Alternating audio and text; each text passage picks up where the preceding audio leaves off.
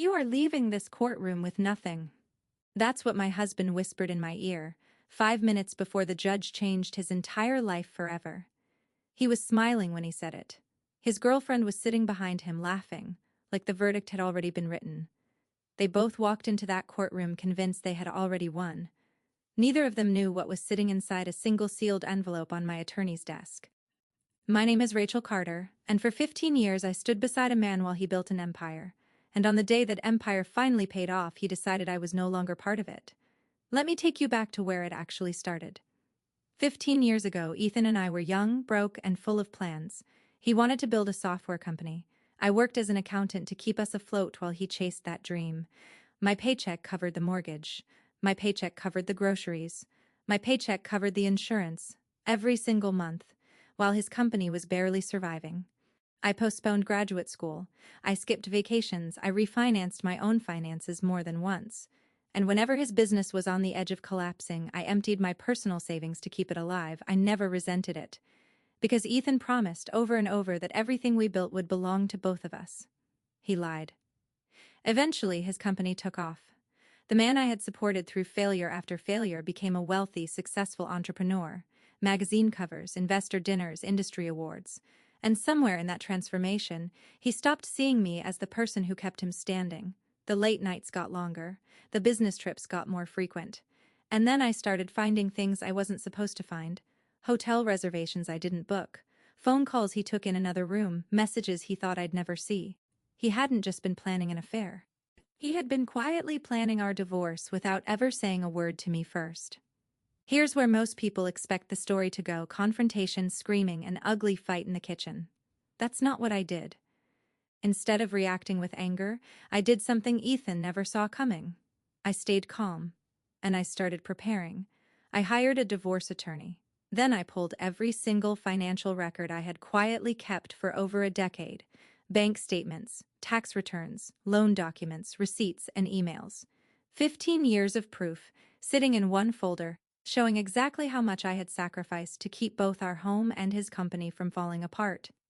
While Ethan told everyone he had built his empire completely alone, while he told people I deserved nothing, I said nothing back.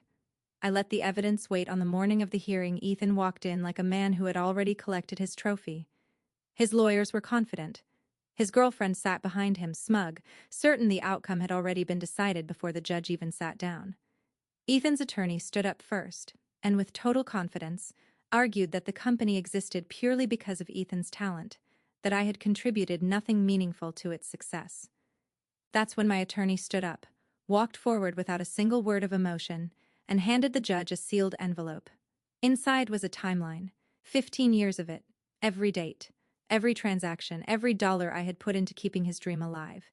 And buried in that same envelope, Ethan's own emails, in his own words, thanking me for keeping the company afloat, promising that everything we built would always belong to both of us. The courtroom went silent while the judge read it. Thousands of dollars pulled from my personal savings to cover his payroll when the company couldn't. Years of household expenses I carried alone. My own education delayed indefinitely, so his could move forward. And his own written words in black and white, admitting none of it would have existed without me.